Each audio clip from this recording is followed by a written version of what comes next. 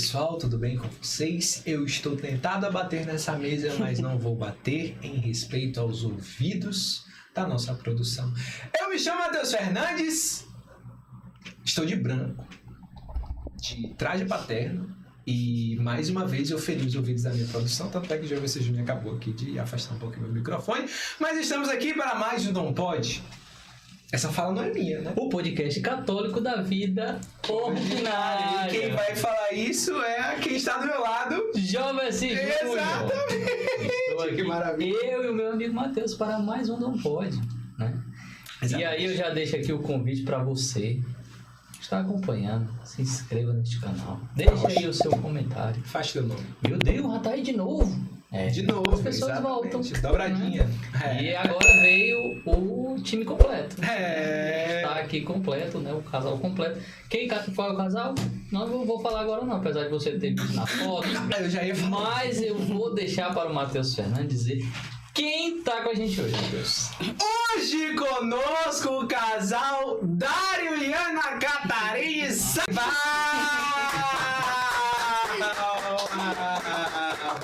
Aí sim, hein? Pessoal, bem-vindos de novo. Obrigada.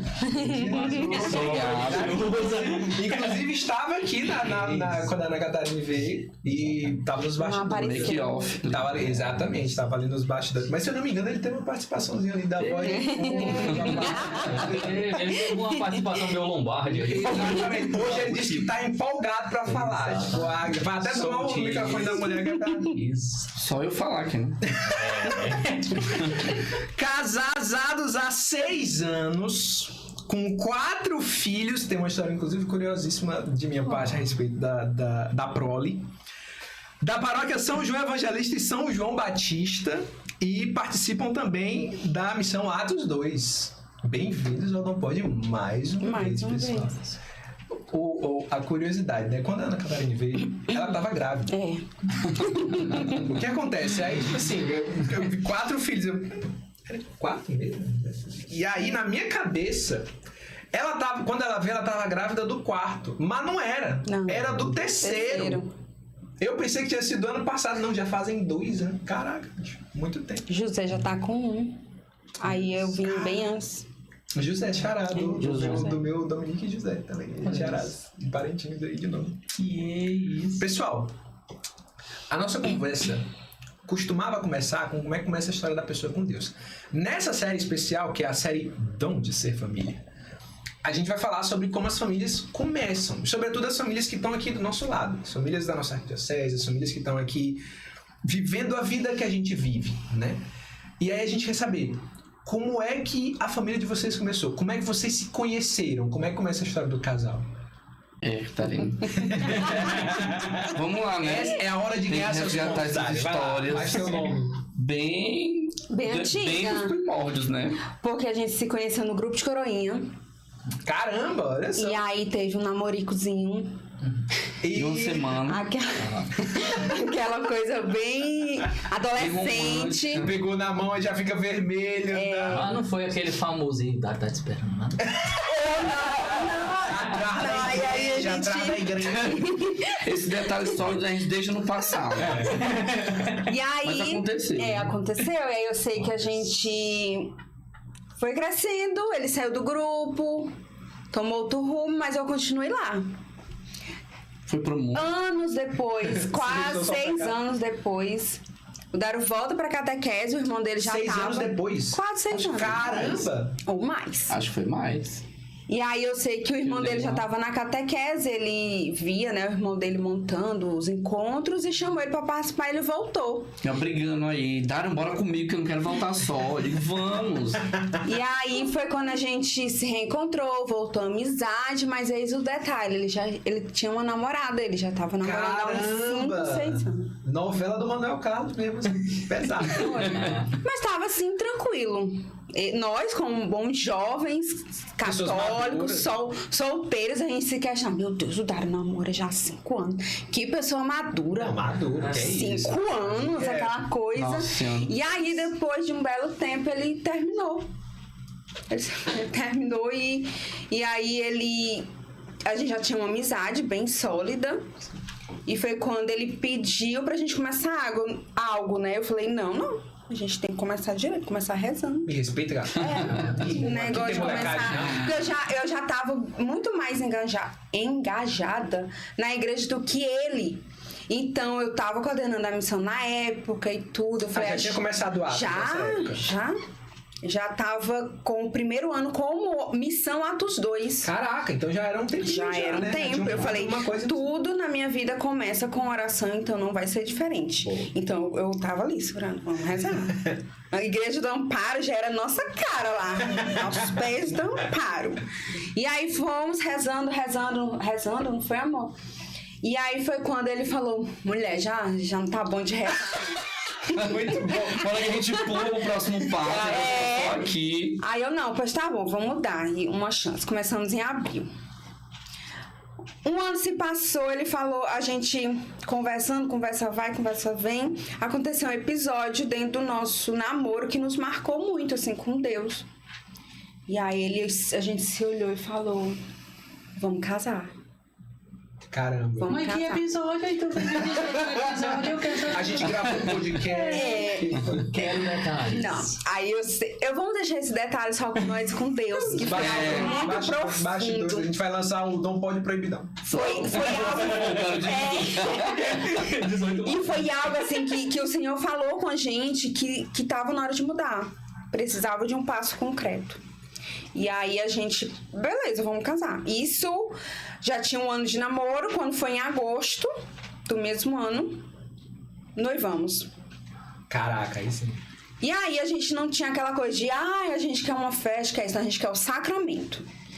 3 meses nós preparamos nosso casamento. Em novembro casamos. Agosto, noivado, novembro casamos. Sim.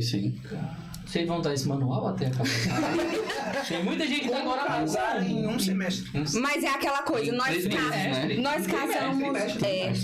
É verdade. E aí a gente casou muito mais por uma necessidade que a gente estava vendo de Deus conosco do que meio que por entender toda a vocação por trás. Entendi. O peso de uma vocação matrimonial, a responsabilidade de uma vocação matrimonial. O chamado, ele foi mais moral do que propriamente do conhecimento mesmo da vocação. Como é que tava a tua cabeça nesse, tipo assim, porque o cara é o que pede. Aí a gente já ficou sabendo dos bastidores que teve uma história interessante. Como é que foi pra ti lá? Tipo, não, beleza, aconteceu, eu vou aqui chamar a resposta. Eu acho que a gente falar sobre essas, vamos dizer assim, essas coisas loucas que acontecem na vida da gente em determinados momentos, né? Eu me recordo muito, principalmente na missão, né? Por exemplo, o ato de eu entrar na coordenação também junto com ela, também foi uma loucura. Então, aquilo bagunçou tudo e eu disse, Senhor, vai. É tipo você se jogar da ponte e não saber o que tem lá. E dizer, vai. E o casamento também foi do mesmo jeito. De ir... E vamos ver, a gente vai tentando encaixar o que precisa ser encaixado. Mas a gente não sabia, ou eu não estava entendendo a loucura que era tudo aquilo. Até a gente realmente ver que era verdade. E tudo estava se encaixando, e assim, pensando, porra, agora não vai voltar.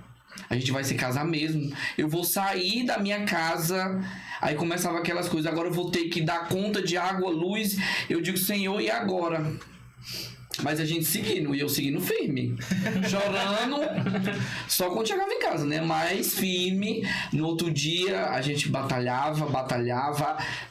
Eu acho que quem já passou pelo sacramento do matrimônio, né? Já teve o sacramento, sabe que aqueles meses que antecedem é loucura, né? Tipo assim, é briga, é desentendimento. E tudo isso também vem agravando, porque a gente olha para outra pessoa e diz, será se é realmente de Deus isso tudo?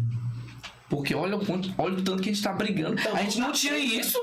A gente brincava, a gente sorria, a gente saía e agora a gente só briga, desentende. Eu não quero azul, eu quero preto, eu não quero roxo, eu não quero essa planta, eu quero rosa, não quero girassol.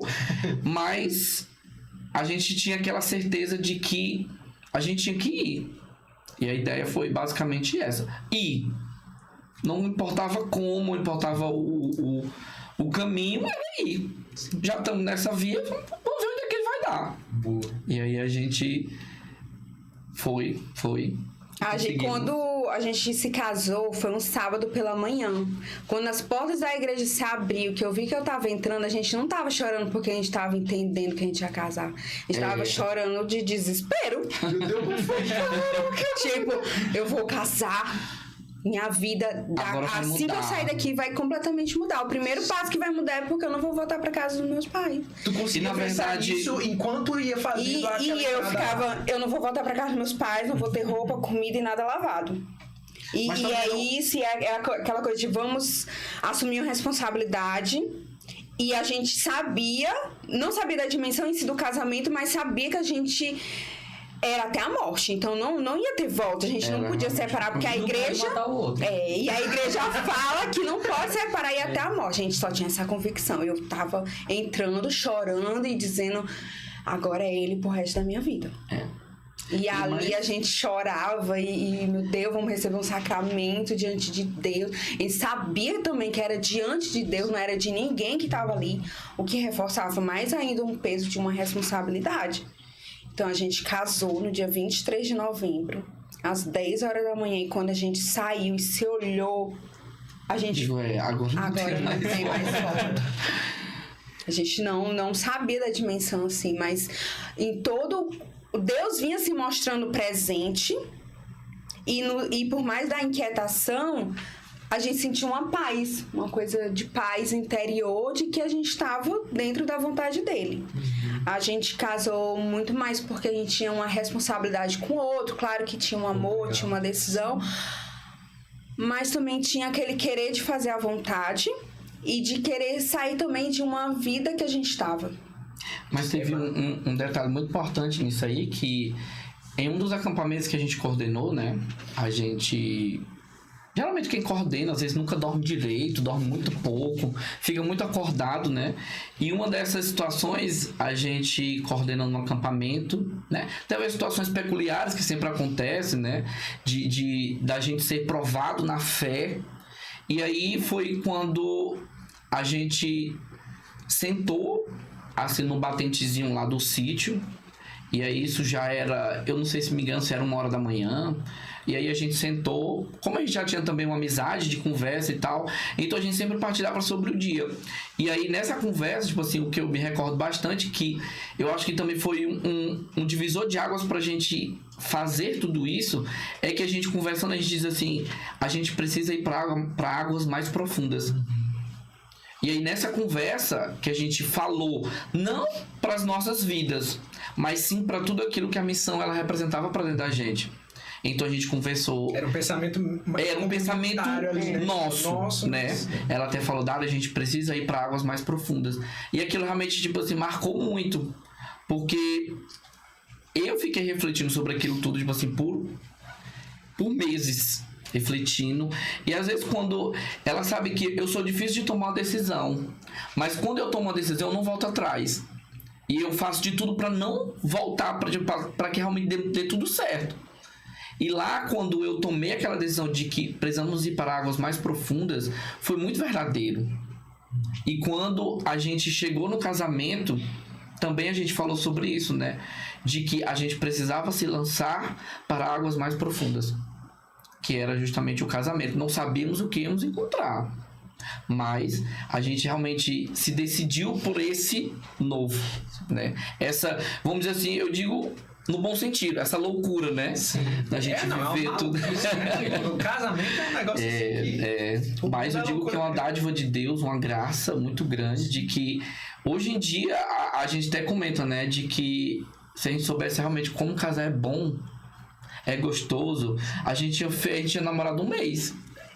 Cara, é real, cara. Foi até bom, a gente só namorou 1 ano. Foi bom em agosto. É verdade. Não, e aí vocês falando aí sobre não ter essa total certeza do que era o sacramento, né? Na sua essência ali, mas a decisão aconteceu, né? Como foi para vocês se deparar? Porque depois que vocês casaram, a gente tem muito isso de... a gente vai, casa e tudo, a gente quer buscar a santidade, né? A gente quer ser um casal santo, a gente quer ser um casal católico. E aí também vem a responsabilidade de construir uma família católica. Onde foi que a ficha de vocês caiu para isso, né? Porque aí teve toda esse receio e tudo, beleza, agora a gente é casado, a gente vai buscar essas águas mais profundas, mas esse entendimento de, mas a gente tem que construir uma família católica, né? Teve esse peso para vocês? Em algum momento, ou já lá do início, vocês já desejavam isso, né? Não, a gente não desejava, porque a gente entrou... Não, com a cara coragem, né? Como eu falei, a gente entrou... Porque eu não sei. Pensando bem aqui agora. Pensando bem, a gente tava casado porque queria estar casado. Pegou a caixa do casamento, derrubou as peças tudo do chão, rasgou o manual. Vamos continuar. Mas quando a gente casou, a gente tava estudando sobre os métodos naturais. Sim. Porque a gente queria fazer a vontade de Deus naquele meio, mas também queria continuar na vida da igreja, nas coisas, legal. Só que o nosso viés era estar casado, mas continuar a vida ativíssima na igreja, aquela coisa, uau! Nada vai nos atrapalhar. E aí foi quando a Cecília chegou. Que aí a gente parou e a Cecília veio. Não, nós não vamos usar nenhum método artificial dentro do nosso casamento. Vamos viver da vontade de Deus. E caso a gente necessite, a gente entre com algum método natural para espaçar. Mas a gente não tinha nenhum problema. A gente falou, vamos acolher os filhos. Aí a Cecília chegou. Quando a Cecília chegou, foi aquela coisa de realmente... Da ficha cair, tirar da superfície, a gente mergulhar. Agora ele mergulhou. Quando ele mergulhou, ele fez a gente entender de que a gente, primeiro, não ia conseguir educar ela se a gente não se entendesse. Não ia conseguir educar ela se a gente não rezasse, colocasse o nosso joelho no chão. Porque a gente não ia aguentar a nossa vocação. Se a gente não rezasse, a gente não iria aguentar o peso da educação de um filho, do sustento de um lar, do papel dele, do meu papel. Então, a chegada da Cecília foi um divisor de águas dentro do nosso casamento. Aquela coisa de que acorda. Vocês vão precisar uma hora voltar para mim. E o que vocês estão fazendo? Por isso o filho, de fato, é uma bênção, porque quando ela chegou, a gente se olhou, a gente viu que a gente não estava se entendendo, a gente brigava horrores. Quantas vezes com ela no braço a gente estava discutindo a possibilidade de um divórcio? Dário, não dá, a gente não se entende, não dá certo isso aqui. Era como se eu quisesse continuar na minha vida velha, naquela coisa de que... tudo atrapalhou, casamento tá me atrapalhando, eu quero estar com o microfone na mão, evangelizando isso e aquilo, porque pra mim parecia que só era válido se eu estivesse lá. Não era válido se eu estivesse cozinhando pra minha família, limpando, fazendo, cuidando dos meus filhos, até do meu marido. Pra mim não era válido. Mas quando a Cecília chegou, a gente precisou espaçar ela do outro nosso filho por 2 anos, porque senão a gente ia surtar. A gente não estaria contando aqui, a gente estaria possivelmente separado, porque realmente mexeu com a gente. Nos tirou do eixo, nos fez ver que a gente não se amava completamente. Esses dias a gente conversando na nossa cama antes de dormir, eu falei, Dário, hoje eu te amo muito mais quando eu casei, porque hoje eu entendi que amar não é um sentimento, é uma decisão de estar. É muito mais sobre, nossa, o Dário lavou uma louça depois de um dia sobrecarregado com os meninos. Ali é amor. Ai, nossa, o Dário preparou um chocolate pra mim. Isso é amor. Sabe? É muito mais sobre o compartilhar o peso de uma vocação quando você entende ela. E aí viver ela com uma plenitude de que é o céu, é o eterno, estamos juntos, não estamos em caminhos opostos, estamos no mesmo caminho. Estamos juntos, pegamos as mãos e é isso.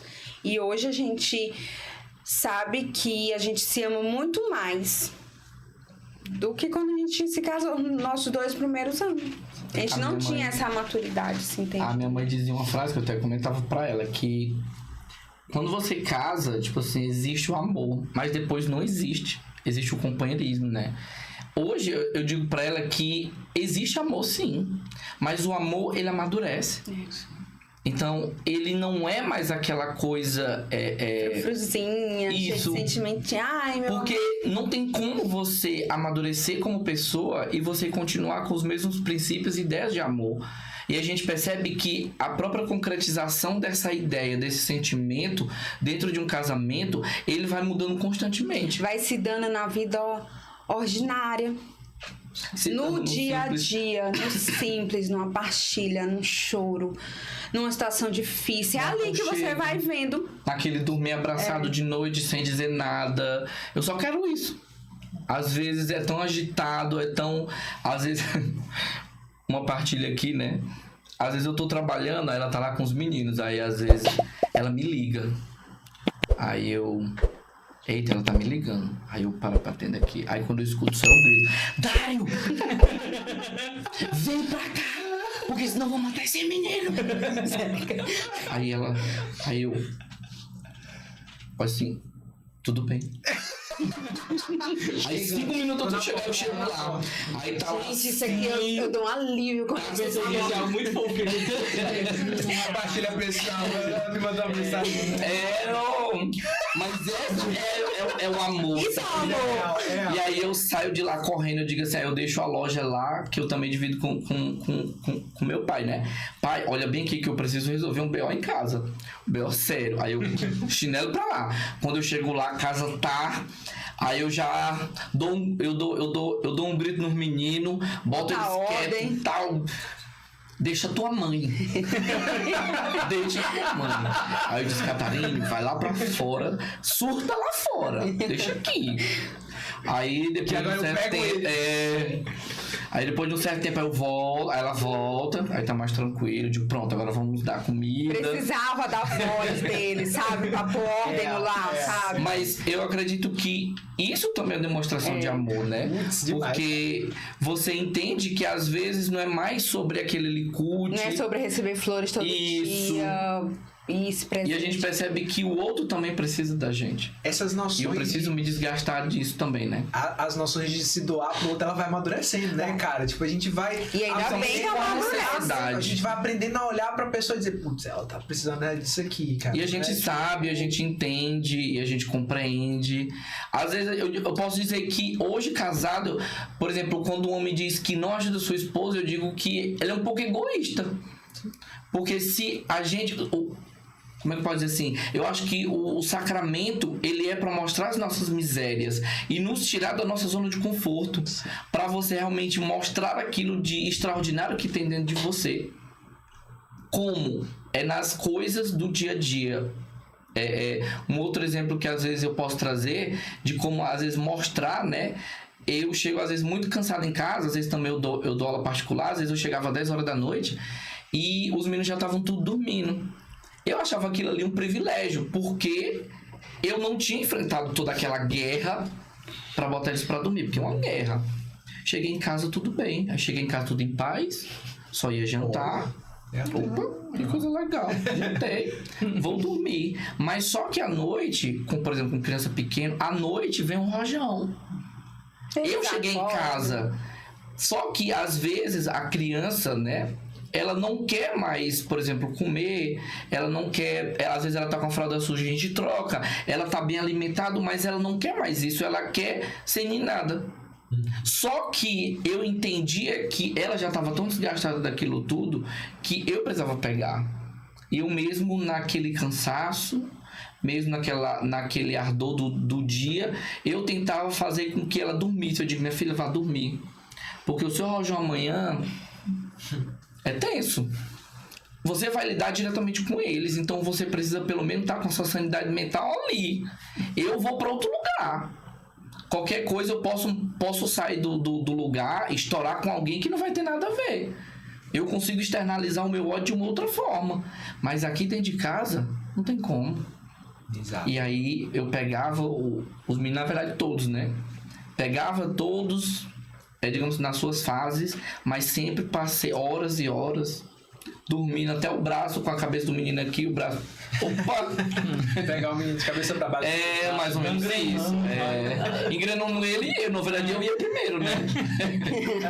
Mas isso é uma entrega, né? É realmente uma forma da gente mostrar que a gente ama, como o amor amadurece, né? E se a gente soubesse de tudo isso...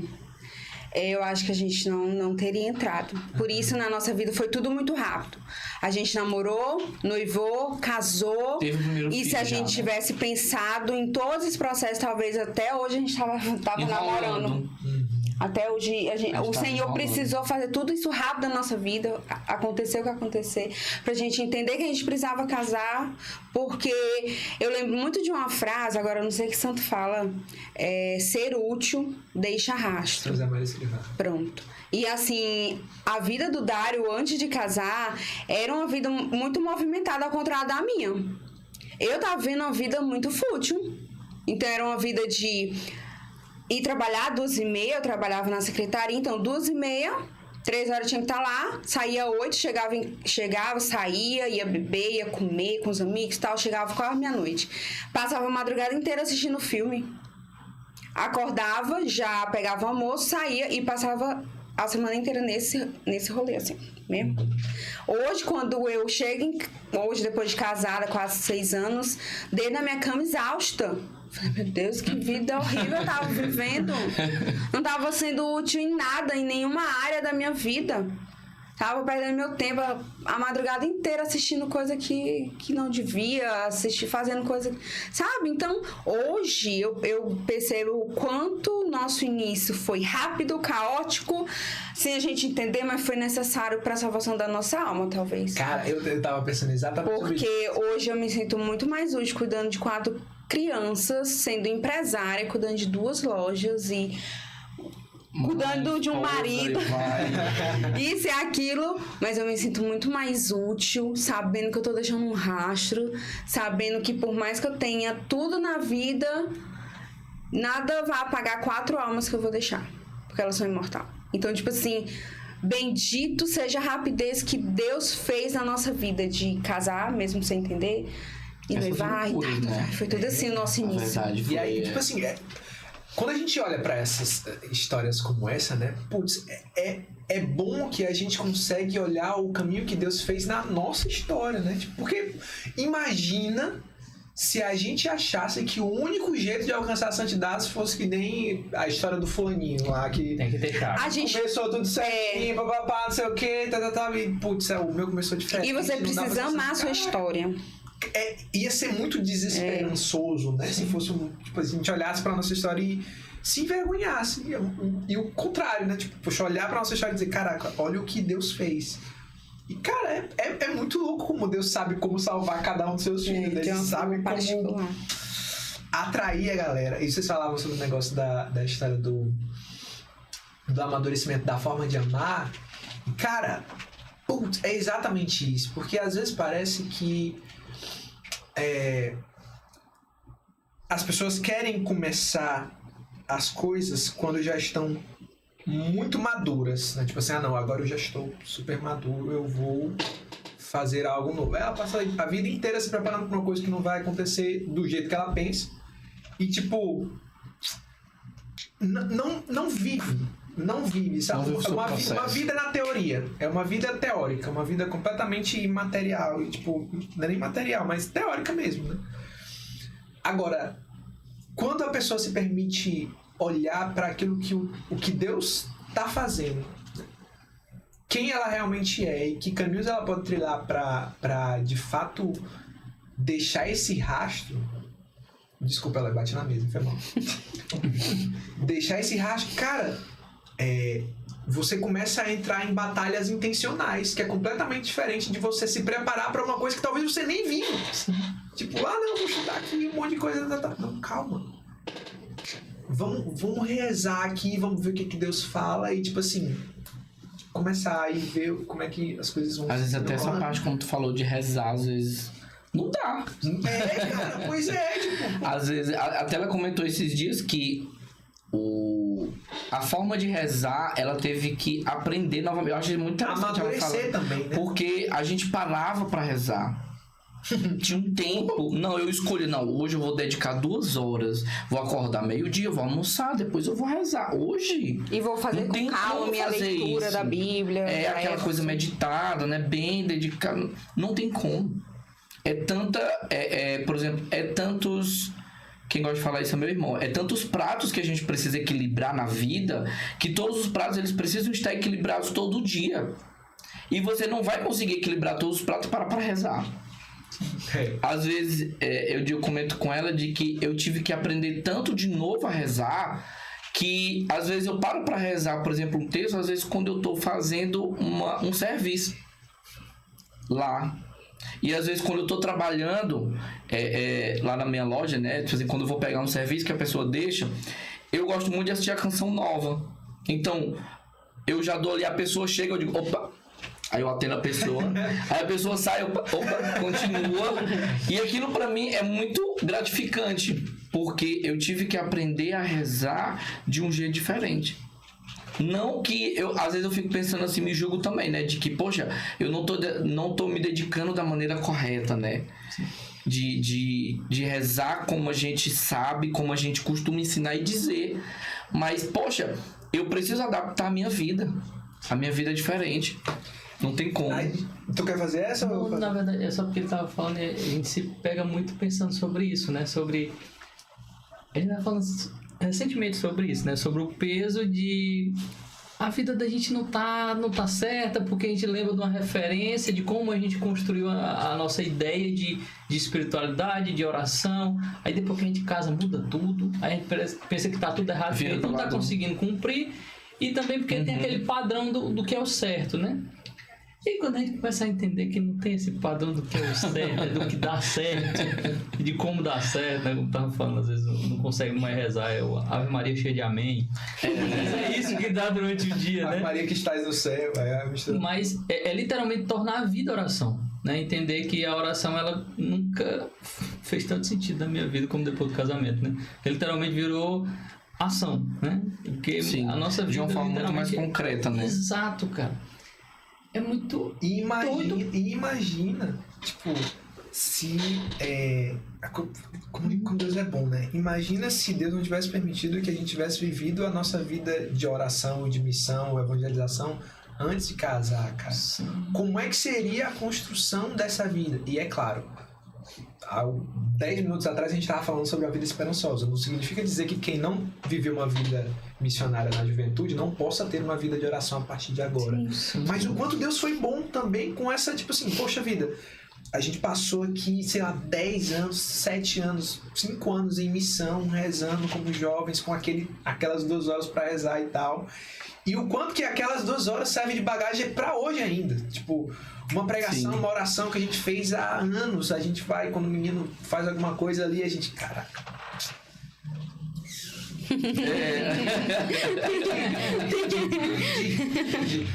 Mas, tipo, é literalmente isso, né? Porque, imagina, cara, nos primeiros santos, nos primeiros anos da igreja, as pessoas olhavam pra onde? As pessoas olhavam... Elas aprendiam com quem? Mano, elas viviam. A gente teve essa conversa esses dias sobre isso. Elas viviam, cara. E eu acho que, sabe... Eu tava conversando com o GBC esses dias, né? A gente tem trocado muito ideias a respeito disso, né? De que, cara... A gente tá tão cheio de informação que a gente fica de saco cheio. A gente fica de saco cheio de tudo que a gente tá vendo. Tipo, toda hora que você fala com alguém, a pessoa quer te ensinar alguma coisa. Aliás, não é nem falar com a pessoa, mas tipo, você tá no Instagram, tipo, a pessoa, você está fazendo isso errado. Meu irmão, vou te lascar, velho. É no Instagram, caramba. Eu abri pra relaxar, tô almoçando aqui. Tu vai me dizer que, pelo amor de Deus. Então, tipo, é toda hora querendo me ensinar e papapá. Tu falava sobre a respeito da história do... Mas é real, pô, tá maluco. Tira a gente do plumo, né? Não, cara, eu sou traumático. Tem dia que não tem quem diga. Tu falava a respeito das frustrações interiores, quando tipo, poxa vida, será se a minha vida de oração não tá acontecendo? Será se eu tô vivendo mais Marta que Maria? Porque não sei se vocês já pensaram sobre isso, todo dia. Mas o Atos 2 lá era a missão... É uma missão jovem, até hoje. Vocês estão focados lá em, tipo, vamos alcançar a galera, talvez para proporcionar essa vida, para dar bagagem para a vocação. Quando vocês casaram, que chegaram aos primeiros filhos e tal, como é que foi internamente essa dinâmica da vida de oração? Vocês demorou muito tempo pra vocês entenderem, não, agora a minha oração ela tem que mudar. Tipo, de fato, não é que ela perdeu a qualidade, não é que ela tem que mudar, ela tem que amadurecer. Foi tipo assim, foi com o tempo, foi uma coisa que foi rápido da época que vocês casaram, como todos os processos, ou foi um negócio que levou alguns anos ainda e que até hoje, tipo assim, é preciso pensar sobre, não, a minha vida de oração ela tem que ser diferente, do jeito que dá aqui pra continuar uma vida com Deus engajada, mas ao mesmo tempo, não deixar os pratos caírem. Como é que foi essa internamente pra vocês, individualmente e depois em família? A gente teve uma crise realmente interna com a chegada da Cecília, porque quando a gente era solteira, a gente tinha tempo, eu montei uma missão ali, em vida de oração com Deus, eu tirei uma missão do zero e montei ela, missão dos dois. Só que quando eu parti pro casamento, que chegou a Cecília, eu abri mão da coordenação, a gente não coordenava mais. Levou um tempo. Levou um tempo pra gente tomar essa decisão também, porque a gente também não queria aceitar. Mas, a gente precisa olhar pra nossa realidade. A gente precisa amar a nossa história e aquilo como Deus fala com a gente. Eu costumo muito dizer que a comparação é algo horrível, porque no Instagram tem realmente muitas coisas, muitas referências, e lá eu via muito assim, a mãe precisa ser a primeira a acordar para dar conta, porque ela precisa rezar. E aí, a vida daquela mãe profile, aquela coisa, era 5 da manhã tá acordando, reza, faz exercício, faz um café, faz isso, faz aquilo. Só... Na teoria. Tudo lindo. Só que eu, Catarine, tenho uma dificuldade extrema de acordar cedo. Extrema, é meu. E demorei muito pra aceitar. E eu me martirizava, acordava. E aí eu tava percebendo, se eu acordava, eu ficava... De mau humor, porque eu tava com privação de sono. E ali o meu dia era totalmente caótico. Isso e aquilo. Eu fiquei, opa, tem alguma coisa errada.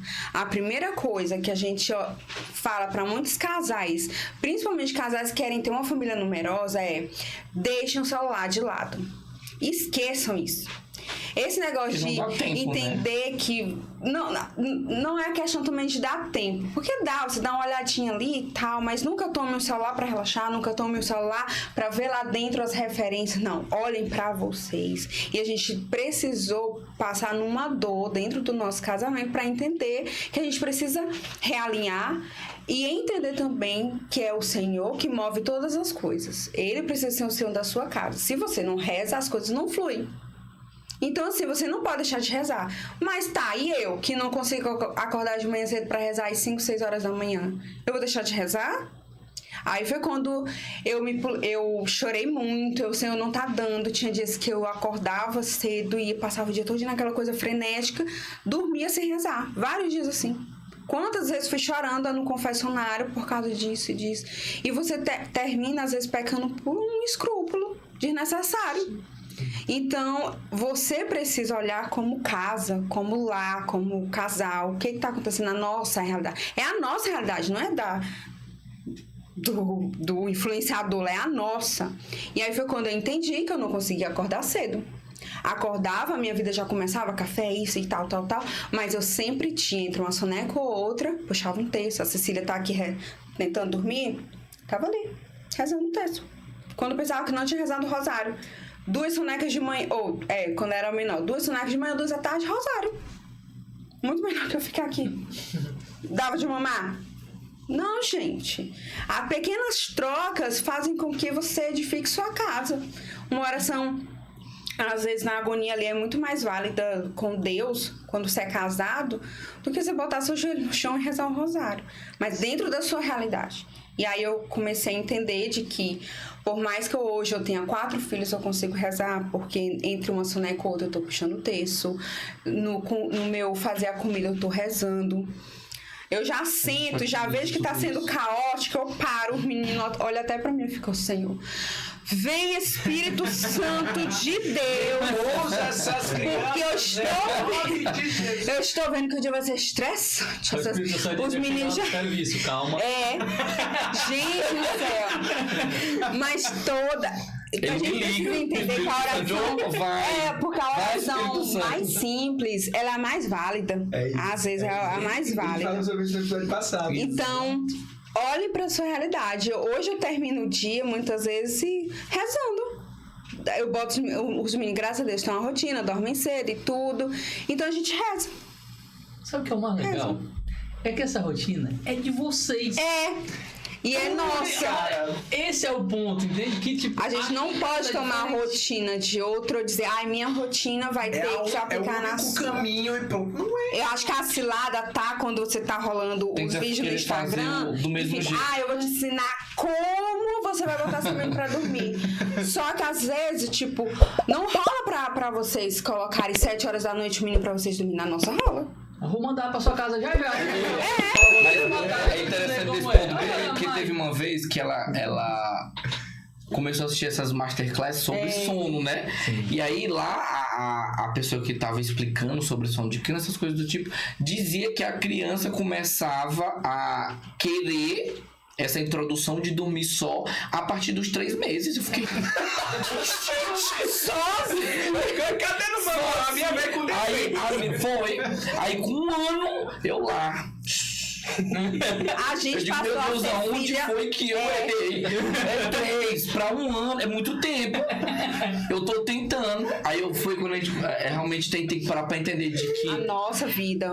Nossa aquilo ali é teoria. Sim. Não funciona assim. Claro, não é de todo ruim. Eu assisti, peguei as estratégias, a gente aplicou, mas precisa entender dentro da nossa realidade. Então a mulher falava, 3 meses... muitos casais com filho agora chegam pra gente, e como é que vocês fazem o ritual de sono? Gente, o filho não precisa entrar na tabela que tá sendo aplicada na internet. E o salto de desenvolvimento. Mas você tá observando o seu filho. Às vezes ele não é um salto. Tá um salto, tá nisso, tá aquilo. Não, gente, observa o filho. O filho vem com uma particularidade. Ele se comunica. Ele se comunica com você. Então, a gente aplicava. Só que os nossos filhos, pelo menos o que rolou lá em casa, o que rola até hoje, é que só quando eles fazem 1 ano é que eles dormem a noite toda. Mas enquanto eles estão fazendo 1 ano, a gente tá aplicando essas técnicas. Só que a gente não colhe todo dia. A gente só vai colher depois de 1 ano. Aí o José começou. Agora, dormir a noite toda, a gente acorda e fica, meu Deus, a gente tá dormindo a noite toda. Bendito seja Deus, a gente acorda com as energias revigoradas, obrigado, Senhor. E é isso, dentro da nossa... Aí, a partir de novembro eu já não vou conseguir mais dormir. Quando o Dominique nasceu, eu e a Thaís, a gente teve a ideia de um arrasta pra cima, de um curso, né? Que era...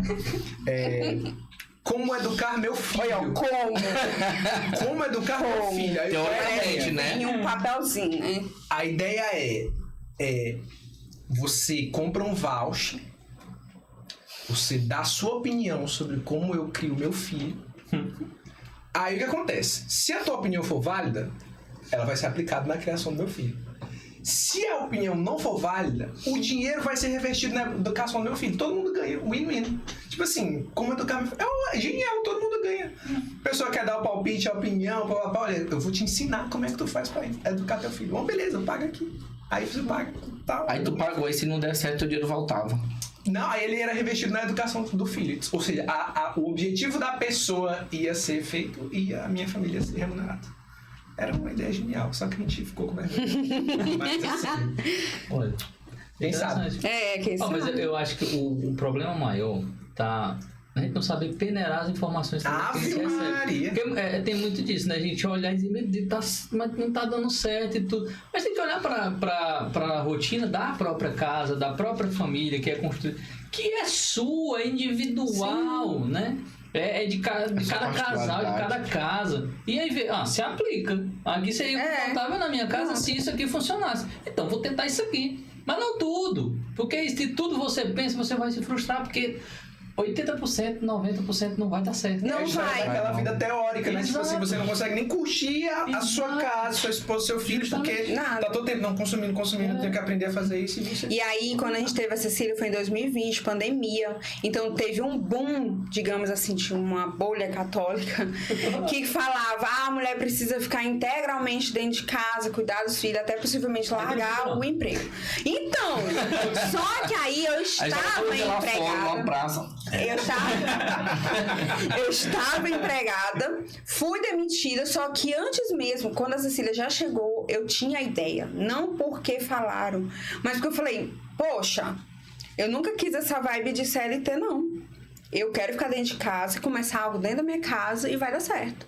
Eu sempre tive esse espírito de empreender, de Mas você não tá fazendo mini pra vender, não, né? Não. Ah, não. Fazer um negócio E aí, eu compartilhei com uma amiga minha isso na época. Eu falei, não, mas eu quero pedir demissão, eu vou ficar em casa, eu vou cuidar da educação da minha filha e tal.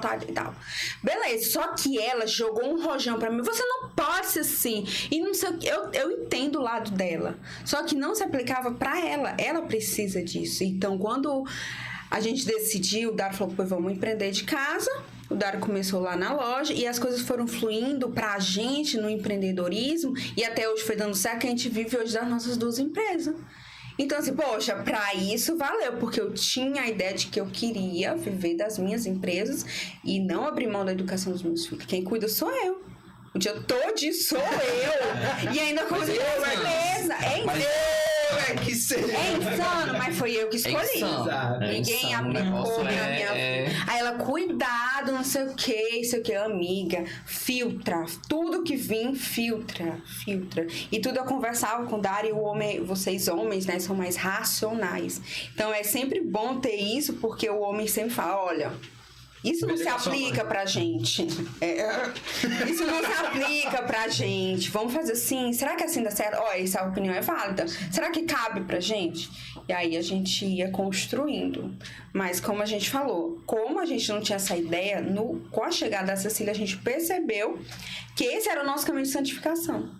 Então, hoje lá em casa, o que rege a educação dos nossos filhos, nossos princípios é fazer tudo na vontade de Deus, porque é Ele que é o Senhor da nossa vida. Então lá a gente educa os nossos filhos para eles serem sim o que quiserem, mas sendo santos. Não sendo presos, não. Começar pelos simples, cara. Vão, sejam o que quiserem, mas vivam a santidade. Hoje em dia, a gente, dentro de uma casa, né? A gente tá com os meninos e tudo, aí se a gente tem a necessidade de botar o menino na frente de uma televisão, a gente bota, então eu tô cometendo um crime. Não, vamos me prender agora. Você fica esperando a polícia chegar pra te levar. Ai, tá errado. Recebemos a ligação de que você tá botando televisão demais. Me deu um ano, aí não andou, vai. Meu filho assistiu o jogo de São Paulo. Não fala, não tem que botar um pinto pra pela boca dele. Isso aí é televisão. Essa é a história do pinto, eu vi. Não, tem demais. E às vezes a gente não respeita o processo de cada um, né? Então, a gente não respeita o papo do pinto. Não, o processo de cada um. Uma das coisas também que aconteceu, voltando na tua pergunta, né? Dentro da missão e a família da gente... uma das loucuras também que fez a gente brigar bastante, né? Porque nós éramos casados, mas também nós éramos coordenadores. Então, às vezes, a conversa era sobre casamento, mas também a conversa era sobre coordenação. E muitas tretas, muitas brigas. Ei, tu não tá fazendo isso. Ei, tu precisa fazer isso. E a gente não tava conseguindo segurar esses 2 pratos que hoje eu posso dizer que são 2 pratos muito grandes. A família e a missão Atos 2. E a gente estava deixando, vamos dizer assim, as 2 fragilizadas, porque a gente estava querendo dar conta das 2. A gente estava querendo realmente ter esse superpoder de não vamos conseguir. É possível, né? Poderia ter sido possível, hoje eu acho que não. Mas porque depois que a Cecília chegou, a gente fez essa opção. A gente não queria mais coordenar. Porque a gente escolheu a nossa batalha. É o discernimento, né, cara? Santo Inácio diz isso, né? Tipo, eu acho, cara, quando eu descobri isso, aí lá vai eu. Como fazer boas escolhas? Não, brincadeira. Mas é porque eu lembro muito quando a gente tava fazendo os exercícios espirituais no Halley. E aí, Satanás falava sobre a questão do discernimento dos espíritos, né? Aí, não sei o que, o espírito do homem, o espírito de Deus, o espírito do mal. E aí ele dizia que o grande tchan do discernimento é que não tá entre escolher entre uma coisa boa e uma coisa má, mas entre duas coisas boas, né? Tipo assim, você não tem que escolher entre uma coisa boa e uma coisa má. Isso, o nome disso é conversão. Agora, quando você tem que escolher entre duas coisas boas, aí sim é discernimento. Você vai discernir e vai escolher uma coisa boa. Tipo assim, a outra coisa também era boa, mas não significa dizer que porque você não escolheu, ela era muito má ou você vai perder a sua alma por causa daquilo. Não, você está escolhendo outra coisa boa e Deus vai te fazer santo naquele caminho ali, porque Ele te apresentou duas coisas boas para escolher. Não, e o mais curioso é quando o cara tem que escolher por uma coisa que tá mascarada de ruim, mas é boa. Exato, cara, exato. Esse é o ponto. Porque, tipo assim, imagina, se na cabeça do cara tá, e na nossa cabeça, missionário, acho que todo mundo passou por isso. Tipo assim, caramba, é a vida, eu tenho que escolher entre a vida missionária e a vida de casa. E a vida de casa, irmão. Eu não sei o que era uma vida com Deus em casa, guardadas as devidas proporções, né? Mas, tipo assim, a minha vida com Deus, ela foi toda construída, bicho, em campo de batalha. Como é que eu vou escolher entre aparentemente essas coisas? Tipo assim, poxa, eu vou deixar pra trás toda a minha história com Deus pra começar... Não, aí na verdade Deus vai depois amadurecendo e dizer... melhor. Calma, não é assim, curioso, se a gente pensar só um pouquinho, a gente tá querendo se colocar no lugar de Deus, né? Porque a gente é muita coisa. A igreja depende da gente, jovem. Tu tá pensando mas a gente chegou um tempo pra pensar sobre isso. Caraca, a gente chegou um tempo pra pensar sobre isso, por exemplo, em relação à missão, né? Tipo assim, a missão precisa da gente. E aí a gente deixou muita coisa atropelado, né? E a gente tem... que são os novos coordenadores agora, eles chegavam pra gente pra conversar e eles falavam das fragilidades, né? Das fragilidades que estavam acontecendo e cobranças devidas, mas que a gente não conseguia dar conta mais, porque a nossa missão também era dentro de casa. Era a primeira obrigação e depois a gente ia. Às vezes reuniões que a gente ia, às vezes a gente não rezava, às vezes a gente não tinha um discernimento, uma palavra, e depois a gente veio descobrir que eles ficavam assim. Quando a Catarina dizia alguma coisa, essa daí ela rezou. Não, essa aqui ela não rezou. Ficava me julgando. Curadoria de pregações ali. E aí a gente percebeu que a gente não poderia mais. Foi, assim, pra mim, foi muito doloroso. Foi. Realmente, vamos dizer, aquela história de largar o osso, né? Mas hoje em dia eu percebo que como Deus refaz todas as horas. E uma das frases que eu dizia pra Catarina quando a gente começou a namorar foi que Deus tira, mas Deus também dá. Mas para Ele dar, precisa tirar. Tem que acabar. E eu acredito que hoje a missão tem 2 coordenadores muito bons, mas precisou acabar. Para que eles pudessem surgir. Para que a vez fosse dele, não era mais a nossa. E Deus estava dizendo todo dia, não é mais vocês. Vocês já deram tudo de si. Agora a missão de vocês é em outro lugar. Mas foi um processo. Vocês podem dizer que, tipo, hoje já tem paz nessa relação específica? Tipo assim, cara, não, aqui... Sim. O meu coração tá em paz. Sim. Mas... Se você me perguntasse há, sei lá, 3 anos, 4 atrás, tava não. Eu larguei assim, falei, será que eu só tô incompetente por não saber administrar filho? Porque a Cecília tava e a gente tava casado, mas tava entre vários conflitos internos também. E não tava fluindo a missão, não tava indo. Falei, meu Deus, mas eu vou sair, sabe? Às vezes poderia ter sido muito mais por estar à frente. Quem sabe eu ser colérica, aquela coisa de, eu sou a coordenadora, aquela coisa, estou à frente e tal. Às vezes os aplausos vai pra você, não sei o quê. Não é aqui que Deus quer. Não é. Eu acho que é muito mais por uma vanglória minha do que por estar fazendo a vontade dele. E o que alegraria ele? Fechar a porta, entregar o microfone aqui dentro. E hoje a gente meio que evangeliza as portas fechadas, né? Hoje a gente sai, na verdade a gente saiu daquilo tudo sem saber, mais uma vez, foi mais outra loucura que a gente teve que enfrentar. Do mesmo jeito do casamento, sem saber o que era, mas também a gente saiu daquilo tudo. E aí a gente meio que, assim, em um bom sentido, a gente se fechou. Não se fechou no caso da gente não participar mais da missão, mas a gente viu que nada dependia mais da gente. E aí a gente ficou lá de canto. Foi. Como a gente fala de filho, não, o filho vai ficar de canto. Pronto, a gente ficou de canto. Nossa, olhar tudo de longe foi doloroso, assim. E até partilhando até com o coordenador, né, que é compadre da gente, eu mandei mensagem pra ele uma vez e disse assim, cara, eu sinto muita saudade. Muita. De tocar, de participar, de me entregar. A Catarina sabe que às vezes quando, acho que é o meu jeito de ser sanguíneo, assim, de realmente se doar por inteiro, aquela coisa de realmente vou até o extremo, mas eu digo pra ela que eu sinto muita saudade de toda aquela muvuca, de toda aquela correria, aquela agitação, aquela dormir 2 horas da tarde ou 2 horas da manhã e tal, mas hoje Deus me chama para um outro propósito. Porque se a gente fizesse tudo isso, humanamente falando, era impossível. A gente já tava no chão já. A gente tava aqui vegetando. É impossível, gente. Impossível você querer abraçar tudo e fazer tudo bem feito. Então, quando chegou o Miguel, a gente precisou entender que era ali. E o Senhor ia dar, ia conceder as graças, mas se a gente também fez uma opção por eu ficar em casa, as contas pesam. Financeiramente falando, a gente tinha que trabalhar. Não sustenta filho só com abraço, beijo. Tem um gasto. Não quero chegar na farmácia. Eu não concordo. Eu não concordo. Me dê um abraço aqui, tá pago. Eu também não defendo aquela frase. Ai, filho, é caro demais. Não, mas também, filho, é uma despesa.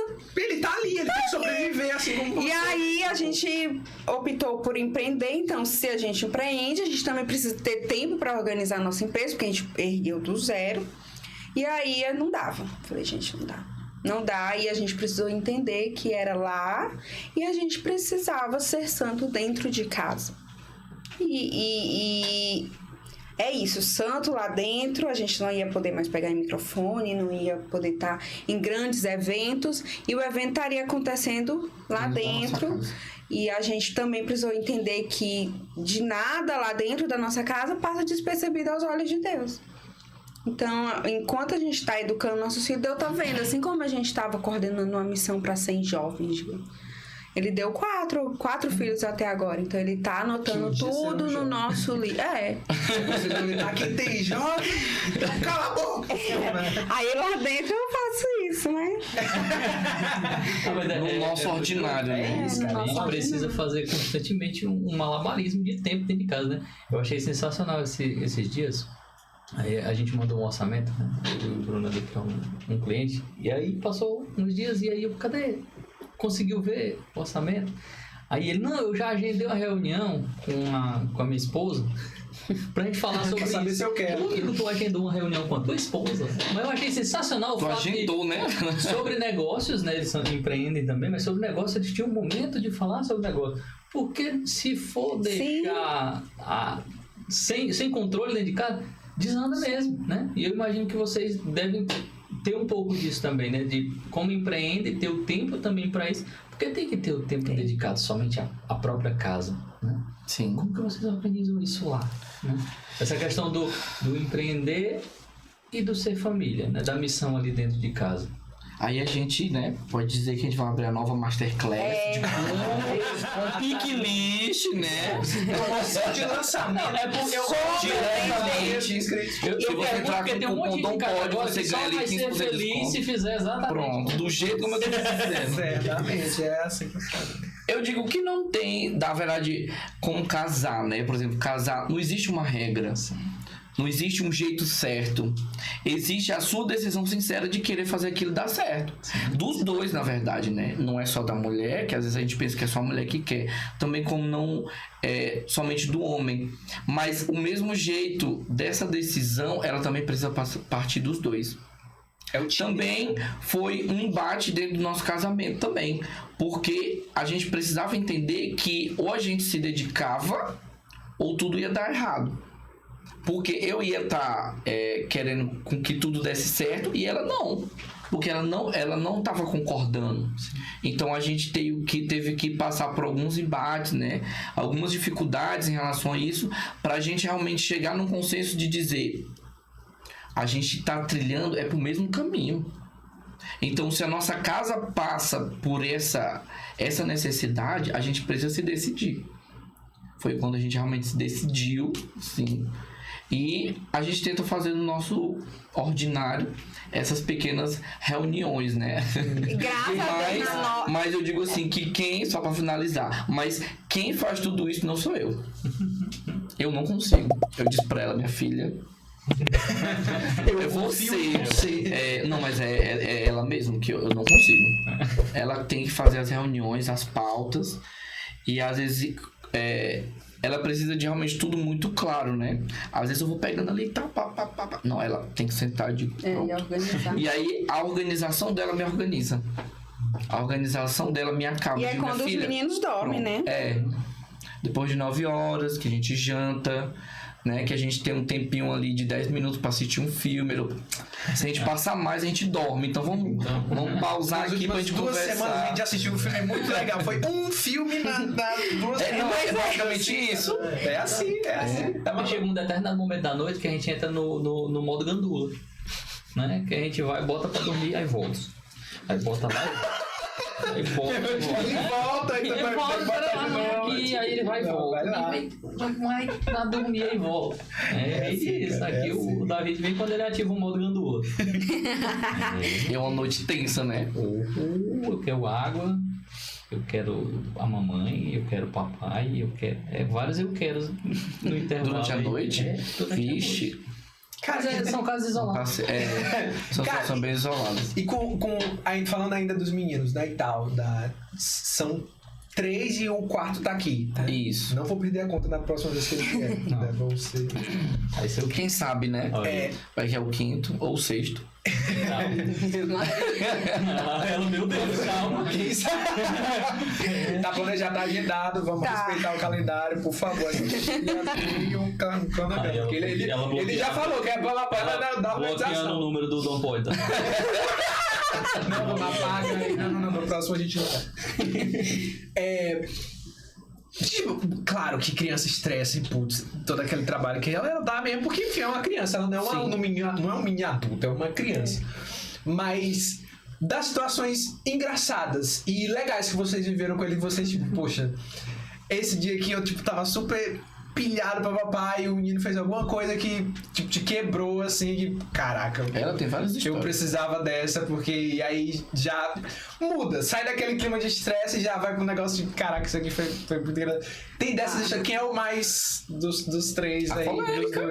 Tem. A colérica. Eu sou, e tipo assim, tem dias que eles me estressam num ponto, mas teve um dia específico que não foi assim algo engraçado, mas que me tocou profundamente. Boa. Então, eu tava num momento de estresse. A Cecília, como ela já fala, como eu tenho 4, vai fazer 5 agora em setembro, eu tava muito estressada. E aí parece que quebrou alguma coisa assim. Eu lembro dela olhar pra mim e falar: mamãe, eu tô aqui, é só pedir ajuda. Nossa, aquilo me quebrou. Me quebrou, me estraçalhou. Eu chorei quando essa menina foi dormir, chorei, porque eu falei: Senhor, que tapa na cara.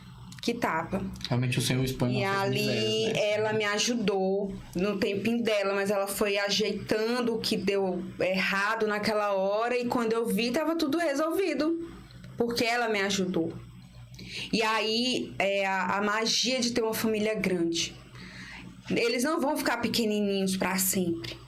Então hoje a Cecília, ela chega e fala: mamãe, eu posso ficar com o José enquanto a senhora come? Mamãe, eu posso lavar as louças do almoço? Eu posso lavar as louças da janta? E aquilo, de qualquer forma, desafoga. Não que eu jogue uma responsabilidade, porque ela é uma criança de 4, 5 anos. Mas, aos poucos, até as pequenas atividades que ela faz é um sinal de pertencimento à família, exato, é um sinal de cuidado. Quando ela termina, mamãe, terminei. Ela espera que a gente vá lá, cheire, abrace e tal. Então, nesses pequenos momentos, Deus vai também nos formando, porque hoje ela chega pra mim: e fala, mãe, eu posso ficar com o José enquanto a senhora come? Nossa, aquilo me desafoga, porque eu já tô indo pra quarta criança. Em nenhum momento isso... Ai, por exemplo, tem muita gente que comenta, nossa, por que não espera eles crescerem pra ter outro? Eles não vão se sentir amados, vai ter isso. Gente, não é assim que funciona.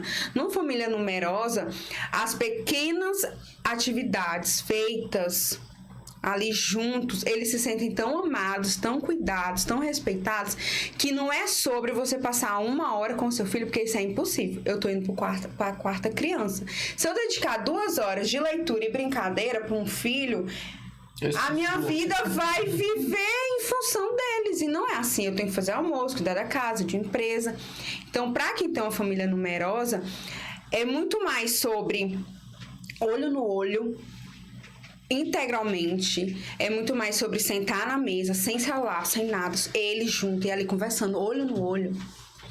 Eles vão se sentir muito mais amados do que eu parar uma tarde inteira pra brincar. Eu entupir eles de atividade. Não é assim que funciona uma família numerosa, e você nem se sinta culpado por isso. Ai, o Senhor me mandou 3, 4, 5 filhos. Eu não vou conseguir amá-los. Você vai conseguir amá-los porque é no dia a dia. Larga o celular, quando tiver que brincar, brinca, não fica. Porque ali eles percebem quando a gente tá dividindo a atenção com eles. Ah, papai já começa a se estressar, a birrar, e aí eles começam a birrar mais, se estressar mais. Por quê? Porque ele tá percebendo que você tá dividindo a atenção.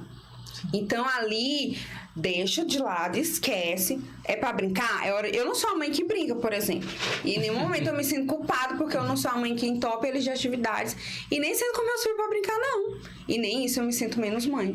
Mas quando eu sou a mãe que lê. Quando eu sou a mãe que lê, eu leio integralmente, olho no olho, ali, lendo e fazendo a personagem na voz. É ali, é o nosso momento. Nada de celular. Nós temos um livro aqui. Tá aqui, mostra pra gente como é. Mas é isso, não se prenda na questão de eu não vou conseguir amar o segundo, o terceiro, o quarto. Vai.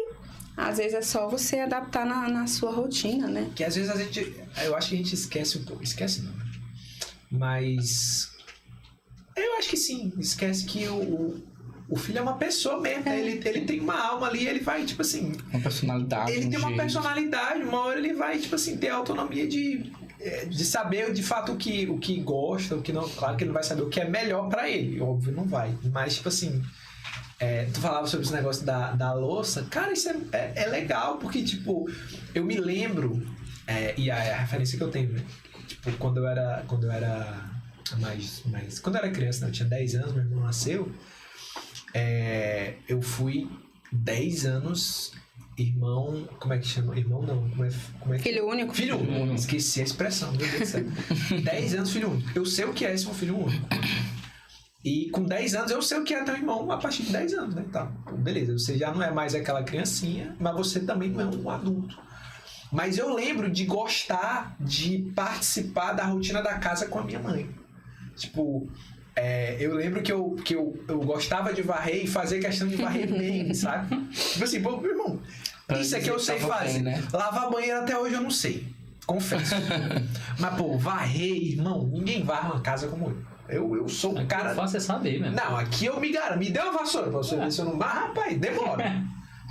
Mas sai bem limpinha. Você pode lamber. Imagina com 4 filhos, ele demorou 2 horas pra fazer uma casa. Eu vou dar uma vassoura pra cada.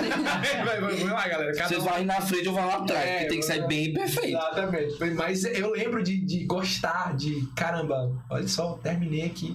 Eu consegui fazer uma tarefa, concluir uma tarefa que minha mãe fazia enquanto ela tava amamentando meu irmão. Completamente cansada, acabada ali, enquanto meu pai não chegou ainda. Então eu ficava tipo, poxa, isso é legal. A gente tá aqui junto. Você naquele momento, a gente vê que tem momentos em que o filho reconhece as nossas dores, né? Sim. E enquanto tava falando, tava lembrando. Esses dias, eu tenho até um vídeo, né? Eu tenho provas, depois eu mostro pra vocês. Eu cheguei do trabalho, e aí normalmente eu chego e a gente almoça tudo e eu coloco o Davi pra dormir, na hora ali depois de almoço. E aí eu deitei na rede, eu com minhas meias, né? Pé ali em cima da cama dele, deitado numa rede. Aí ele pegou, tirou as minhas meias, Aí pegou, botou minha perna uma em cima da outra, né? Disse assim, porque é pra você descansar. Porque ele sabia, né? Que ele sabe que eu chego cansado nesse horário. Aí fez aquilo ali. São coisas tão simples, né? Mas a gente vê o quanto eles começam a reconhecer. E a nos observar, né? Cara. A nos observar, entender a rotina da casa. Não que esse discurso fica, cresce cuidando dos outros filhos. Não é assim. Quando você olha com um olhar especial diante disso, você entende que você está ensinando ela a lavar uma louça, porque futuramente ela possa morar numa casa, ela vai ter que lavar a louça. Então ela vai saber lavar a louça, ela vai saber cozinhar. Meus filhos também vai saber cozinhar, passar. Isso é responsabilidade. E entre os filhos lá, quando ela já começa, mamãe, posso ficar com fulano? Mamãe, posso ficar? Ali é servir. Nós nascemos para servir. O casamento é um ato de serviço. O Dário me serve, eu o sirvo, e a gente ensina eles a se servirem. Vai fazer isso? É seu irmão. Faz esse serviço para ele. Pega um copo de água para o José, Cecília. Serve isso. Não quer dizer que ela está cuidando, que ela vai crescer altamente. Nossa, cresci porque minha mãe não quis cuidar do... Não é assim. Eles aprendem a servir, aprendem a amar, aprendem a ser útil. A se cuidar um dos outros. Mas todos, né? Por exemplo, às vezes... esses costumes mais antigos caracterizam muito que a mulher é aquela que fica mais dentro de casa na questão do serviço, né? Mas lá, assim, a gente tem uma linha de pensamento de que o serviço, ele é coletivo. Sim. A casa, para ela estar organizada, ela é muito coletiva. Nesse acampamento, eu nem te contei que a Cecília foi... a gente foi no banheiro, né? E as meninas já acabaram de limpar. Aí ela foi usar o banheiro. Aí ela assim, tá sentindo, papai? Que foi? Tá cheiroso, não tá? Tá bem limpinho. Eu digo, tá vendo? Não é bom a gente entrar num banheiro limpo? Por isso que a gente também, do mesmo jeito que a gente gosta de entrar, a gente também precisa cuidar. Aí lá na nossa casa, a gente também precisa fazer pra gente também sentir esse mesmo gosto. Sim. Então, é esse gosto que a gente tenta passar pra eles, não somente, por exemplo, pra mulher, mas pra todos. Sim. Todos vão fazer a mesma coisa. Por exemplo, eles brincam, eles bagaçam a casa de brinquedo lá, tem brinquedo até no teto. Mas quando chega a hora de brincar, a hora de juntar, até o mais novo, que tem 1 ano e pouco, na sua simplicidade, ele pega... Tipo assim, ele bota 1 e tira 10, né? Mas ele já bota 1. Mas ele já entende. Por exemplo, a gente tá percebendo que com 1 ano, aí ele não consegue fazer o perfeito, mas ele já consegue entender o sentido. Sim. Então, tudo isso que a gente constrói, a gente tenta mostrar, como também lá em casa. Por exemplo, a Catarina passa mais tempo dentro de casa. Mas as oportunidades que eu tenho de passar dentro de casa, eu também tento mostrar que eu faço parte da casa e eu faço parte também do zelo da casa. Sim. De me mostrar varrendo, fazendo uma comida, para eles poderem dizer assim, eu nunca vi meu pai cozinhando.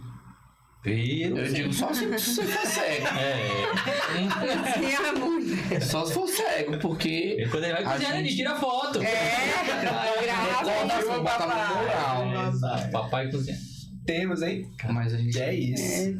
Maluco. A vida de casado com muitos filhos é muito bom, muito gratificante. E uma frase que eu gosto e que me reaviva muito essa família numerosa, né? Foi uma vez que a gente estava chegando na igreja e tem uma senhora que vende um crepe ali, né? E aí a gente estava chegando... Eu não sei se vocês já tinham o José ou não. Ela não eu faturei uma vez. Eu não me recordo. Não foi nem esse intuito, né? É porque questão de alimentação, com os meninos a gente é um pouco, né? Certinho, né? Tipo assim, hora de almoçar. E precisa do intervalo pra sentir fome, né? Então a gente não dá comida toda hora. Mas a gente tava indo lá pra missa. E aí a senhora parou a gente. Essa senhora lá que vendia o crepe. E o que eu achei mais interessante da fala dela foi quando ela disse assim: nossa, que bonito. Ela disse assim, eu queria muito ter uma família assim, mas Deus nunca me deu um filho. Aí eu fiquei... Pegue um papo. Poxa. Eu digo, não, isso aqui é eu. Mas você sabe que eu não vou lhe dar. Mas eu percebi que Deus dá missões diferentes, né? Sim. E você conseguir, né? Você mulher conseguir gestar e você casal conseguir ter um filho também é uma graça de Deus. E Deus dá para aquele que ele sabe realmente que é merecedor daquela graça. Não desmerecendo que as pessoas não são, mas só quem sabe é Deus. Sim. E se Deus realmente nos deu a graça, é porque Ele sabe que nós realmente necessitamos deles para nossa própria santificação. E ver a fala dela, fiquei muito pensando de que tem muitos casais também, amigos nossos, que tentam há anos, a gente sabe. Sim, cara. E não consegue. E a gente, vamos dizer assim, né? Não queria chegar nesse comentário desse jeito, mas todo ano eu já espero. Percebemos que como Deus é generoso, né? Eu lembrei do... Generoso com a gente nessa alegria, né? E eu também sempre, assim, eu acho sensacional, família grande, família numerosa. Custa, assim, é custoso, não só financeiramente, às vezes, mas... às vezes quando chama, convidou a família para poder participar, tipo, de um almoço. A gente não precisa dividir mesa com ninguém. Só nós já é uma mesa grande. Ou vamos acolher a família. Já separar 2 mesas aqui que é pra eles. Quando chegarem. E a gente tem planos de comprar uma mesa maior lá pra casa. Porque a gente já vai com a mesa. Porque não cabe. É custoso, mas é um trabalho assim que a gente optou, como a gente falou lá no início. A gente não queria família grande. A gente só tinha nome para os 2 primeiros. O resto foi o Google que foi. O nome do 17º. Mais ou menos. Seja José, e Miguel, o restante. Mas quando eles foram chegando, a gente foi percebendo a beleza de Deus e o cuidado dele, vivendo essa paternidade responsável, a gente percebeu, é bom, é insano, mas é bom ter uma família grande, é loucura, é uma muvuca, tem hora que é gritaria, tem hora que eles tudo gritam ao mesmo tempo. Você fica doido, mas... A gente não consegue nem conversar. Chega! Mas é ali onde o Senhor nos quer. Sim. Sabe? Ali dentro da nossa realidade. É pra nós. Porque nem todos os casais têm até mentalidade pra ter 3, 4 filhos. Mentalmente falando. Sim. Às vezes precisa procurar um psicólogo. Esses 2 aqui já dá por 10. Eu não comungo muito dessa frase, porque eu não acredito muito. Mas tem casais que não têm condições psicológicas pra educarem. Só 2, tá bom. Pois vivam. Eu quero, se Deus quiser mandar 10, aqui estamos, porque a gente percebeu que a gente, além de dar conta, é muito bom. Isso, pra nós, meu Deus, é muito bom ter uma família. Deus mandou um filho e um lugar na mesa. E é um dia de cada mais uma cadeira, tem que mandar um filho, mais uma cadeira. Tem sempre aquele dia que você acorda que não, chega. Mas o dia que você, puxa, então eu quero 20, né? Nada a ver. No do José, não, Dário. Mas depois que o José foi ficando um pouquinho maiorzinho, não, quando veio o José não, quando ela tava gestante, né? Que às vezes sente dores, né? Não, esse aqui é o último, não quero mais. Ela Meu Deus, mais como dói. Não. Ela não lembra. Mas depois que passa, que você sente, né? Que o neném nasce, aí você fica, quero ter mais. Uma coisa interessante que ontem, né? O Miguel, a gente troca os nomes, o ruim também de muitos filhos é assim, né? João, Felipe, é Francisco. A gente sempre tem isso. Mas o Miguel, ele acordou e foi dormir, tipo, no meio lá da gente. Gente, era tipo assim, uma sensação tão gostosa. Eu tive vontade de, por exemplo, assim, essa palavra, né? De chutar ele de lá, de derrubar ele com o pé. Mas quando eu virei, tipo assim, aquela coisinha... Aquele cuidado de Deus, né? Aquele olhar brando, mas aquele olhar de que ele se sente seguro ali. Sim. E ele conseguiu dormir sem a gente precisar fazer nada. Aí eu fiquei, não, Senhor. Ele tá seguro aqui. Ele tá seguro, ele tá em paz. E aquilo revigora as nossas forças. Aí Marra dormiu, vai pra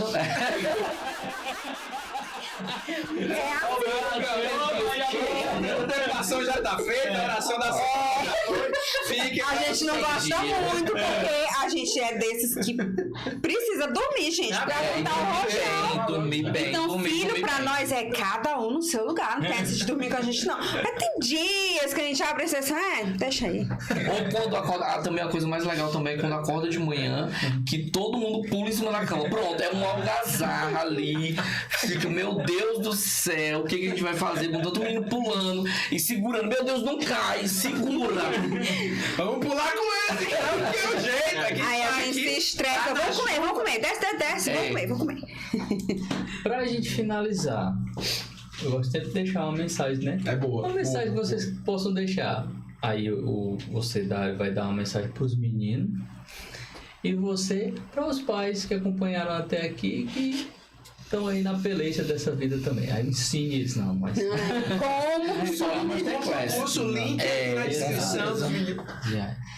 Quem começa? E aí? Eita. Vai Será dar pro menino, pra eles verem daqui 15 anos. Olha, papai, não pode. Eita. Essa me pegou de surpresa, viu? Se fosse pra falar Devia ter pra ensaiado eles, antes. a gente pra dizia que a poder gente imaginar. precisava de vocês pra entender que a gente se ama e muito mais a Deus. A gente precisa dos nossos filhos pra entender nossa vocação. A gente precisa entender, né, nossa vocação através dos nossos filhos, deles. Eu acho que também a mensagem que desses tempos, né, também com a quantidade de filhos, é realmente dizer que estar em família é muito bom. É muito gratificante, é muito gostoso. É uma sensação que você realmente não consegue explicar. Como as mulheres costumam dizer que você gestar uma pessoa, né, depois que sai, é um amor tão externo que você não consegue saber o que é. E eu acredito que família também é isso, quando realmente os dois estão decididos no mesmo propósito. De que realmente a família é muito bom, família é muito gostoso. É muito bom eu voltar para minha casa e saber de que eu vou encontrar todos. Aquele que vem correndo, engateando, mas aquele que grita, papai, papai, papai. E aí ele puxa a espada.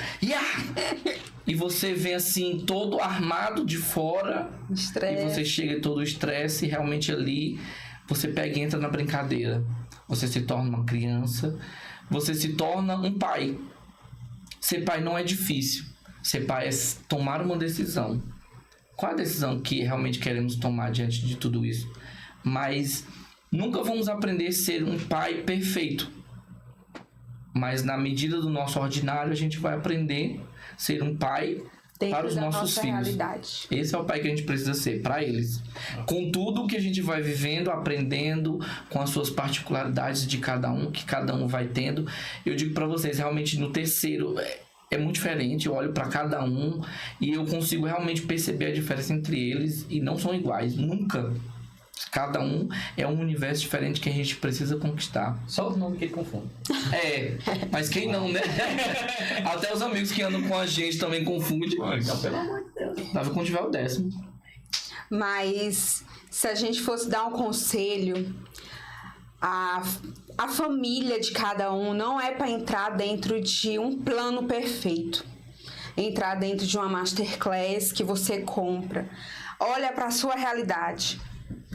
Ame a sua realidade, a sua história. É o primeiro passo para você amar quem está do seu lado. Entender que a vida sim é pesada, é custoso, mas é muito bom ter alguém com quem você vai compartilhar isso. E parar de tanto mimimi. Tanto mimimi, porque esses mimimi nos afasta de Deus. Quando você assume sua responsabilidade, o seu papel, você vive aquilo, você entende que a sua vocação, a vocação do seu marido, somos dignos diante de Deus, mas temos papéis diferentes dentro de casa e na educação dos nossos filhos. Então, viva dentro da sua realidade. Esquece esse negócio de comparação, abraça sua missão como um todo. Nada passa despercebido aos olhos de Deus, aos olhos de nosso Senhor. E um dia, nós vamos ter que entrar na glória e Ele vai pedir contas daquilo. E eu espero fielmente que a gente esteja apresentando a nossa família diante dEle. Tá aqui, estamos te devolvendo. E uma das músicas que eu gosto de lembrar bastante é que Não me lembro da música, mas eu só lembro dessa frase que ele diz assim que quanta vida eu tiver, eu te darei, né? Realmente, quanta de quantidade. Quanta vida existe dentro de mim, é uma música também que eu levo para o meu matrimônio, né? O meu ser esposo, ser pai, ser homem, para minha família, de quanta vida eu tiver, é lá dentro. Te amo. Tá vendo? Também te amo. E você que acompanhou até aqui, eu também te amo. Então corresponda este amor curtindo esse episódio, enviando no grupo da família, dos amigos, da faculdade, da paróquia, do grupo do movimento, todo mundo da comunidade. Faz um grupo e manda lá, né? Ter um momento de evangelizar. Então deixe seu comentário, curta, compartilhe, se inscreva no canal. E é só isso que eu tenho pra falar, Matheus. Tem mais alguma coisa pra dizer pra esse povo? É isso. Rezem por nós. Reze por nós, reze pela família dos meninos. E é isso. Tamo junto. Até a próxima. Valeu. Tchau.